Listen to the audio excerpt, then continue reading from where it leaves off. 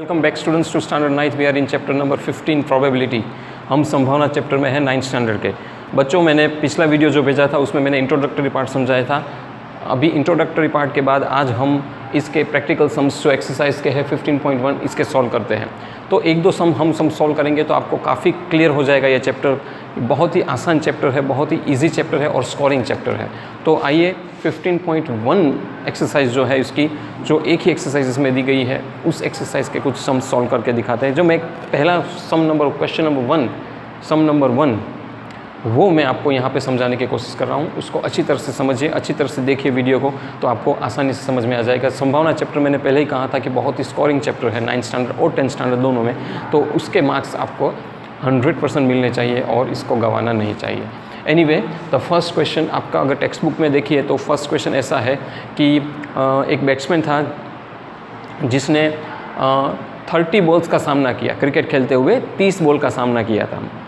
तो 30 बार उसको बॉल डाले गए और 30 बार उसने उसका सामना किया। उसमें उसने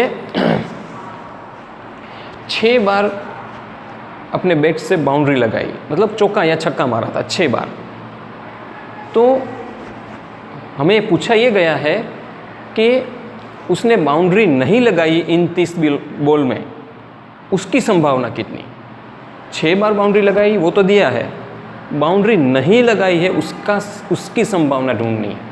तो किस तरह से ढूंढते हैं, आइए मैं सम नंबर फर्स्ट सॉल्व करके मैंने यहाँ पे सॉल्व किया है, उसको समझा रहा हूँ आपको कि किस तरह से कौन सी मेथड अप्लाई करनी चाहिए, कितना सिंपल टेक्निक यूज़ करना चाहिए ताकि आपको ये आसानी से आंसर मिल जाए। तो सबसे पहले तो आपको देखना है कि कितना बॉल उसने फेस किया।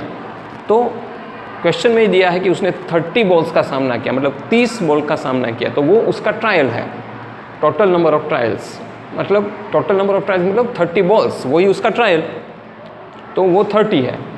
फिर number of times ball touch the boundary, मतलब उसने जितनी बाउंड्री लगाई 30 बॉल का सामना करते हुए, उसमें 30 में से 6 बॉल में उसने बाउंड्री लगाई थी, तो वो नंबर ऑफ बॉल्स 6 थे।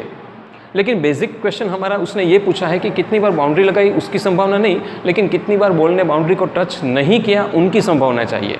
तो फिर मैं क्या करूँगा, 30 में से जो 6 बार बाउंड्री लगाई उसको माइनस करूँगा, तो बाकी बचेगा वो 24। तो 24 बॉल्स ऐसे थे जिसमें बाउंड्री को टच नहीं किया, तो 24 बॉल्स में बाउंड्री टच नहीं की गई है। तो अब मुझे नंबर ऑफ बॉल्स जो बाउंड्री टच नहीं की गई है वो मिल गया। तो फिर आपको आंसर ढूंढना बहुत आसान है। तो जो फॉर्मूला है वो मैंने कहा कि इस पूरे चैप्टर में एक ही फॉर्मूला काम आएगी जो मैंने इंट्रोडक्टरी पार्ट में दी थी, वही फॉर्मूला यहाँ प्रोबेबिलिटी ऑफ इवेंट। यहाँ पे जो इवेंट है PE स्टैंड्स फॉर इवेंट या कोई घटना। तो यहाँ पे घटना कौन सी थी, बैट्समैन ने बाउंड्री नहीं हिट की, वो घटना की बात कर रहे हैं क्योंकि हमें उसकी संभावना चाहिए। तो आपको अपने फॉर्मूला में वो चेंज करना पड़ेगा, number of times the batsman did not hit the boundary, right, क्योंकि वो पूछा है, हमें जो ढूंढना है उसके बारे में ही करना है। Upon total number of balls he played, right, जितने बॉल्स उसने सामना किया उसमें से कितनी बार बाउंड्री को टच नहीं किया, मुझे वो फाइंड करना है। तो मैं बट ऑब्वियस वही फॉर्मूला का उपयोग करूँगा। तो वो मैंने number of times the batsman did not hit the boundary वो मैंने ऑलरेडी ढूंढ लिया है, 24 यहाँ पे उसका आंसर आया।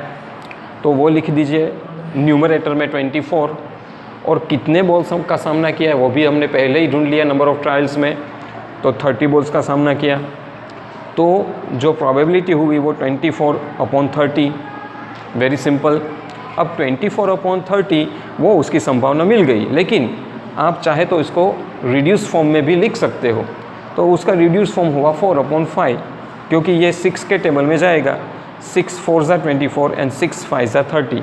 So if I cut this, अगर मैं इसको कट करूं, रिड्यूस करूं, तो 6 के टेबल से ये रिड्यूस हो जाएगा। 6 4 ज़ा 24 एंड 6 5 ज़ा 30। तो 4/5 is the probability of batsman not touching the boundary while facing 30 balls. Okay, तो 4/5 वो हमने फ्रैक्शनल फॉर्म में दिखाया है। अगर आप चाहो तो उसको डेसिमल फॉर्म में रिप्रेजेंट कर सकते हो। यहाँ तक भी आंसर लिखोगे तो एकदम मार्क्स मिल जाएगा, बहुत सही है, उसमें कोई गलती नहीं है। 4/5 शुड बी योर आंसर। और इसको अगर मैंने डेसिमल में कन्वर्ट किया तो 4/5 will give you 0.8। So the probability of a batsman not hitting the boundary is either 4/5 or 0.8. So I have written here the required probability is 0.8 या तो फिर फ्रैक्शनल में 4/5। तो बच्चों ये इस तरह से प्रोबेबिलिटी के सम सॉल्व करते हैं। बाकी के जो सम्स हैं हमारे टेक्स्ट बुक में वो बिल्कुल इस पैटर्न में ही है। मेरा जो अगला वीडियो होगा उसमें हम कुछ और सम्स 15.1 के जो थोड़े डिफ़िकल्ट सम्स है उसको मैं सॉल्व करवाऊँगा। Thank you very much for listening me.